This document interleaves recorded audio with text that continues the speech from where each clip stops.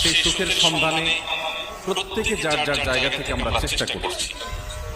একজন শ্রমিক, একজন কৃষক, একজন চাকরিজীবী, একজন ব্যবসায়ী, যে কোনো শ্রেণী পেশার মানুষ, তিনি সকাল থেকে সন্ধ্যা পর্যন্ত যে ছুটোছুটি করছেন, যে পরিশ্রম করছেন, যে চেষ্টা করছেন, যে সাধনা করছেন, এই সবটুকু তিনি করছেন মূলত সুখের আশা, শান্তির জন্য, প্রশান্তি লাভের জন্য। কোন সন্দেহ আছে? সে প্রশান্তি লাভের বিভিন্ন উপায় থাকতে পারে। প্রশান্তি লাভ নিয়ে নানা কথা থাকতে পারে, এর পথ এবং পদ্ধতি নিয়ে, এর উদ্দেশ্য নিয়ে নানা বিতর্ক থাকতে পারে, বিভিন্ন আইডিওলজি থাকতে পারে। সেই সুখের সন্ধানে প্রত্যেকে যার যার জায়গা থেকে আমরা চেষ্টা করছি।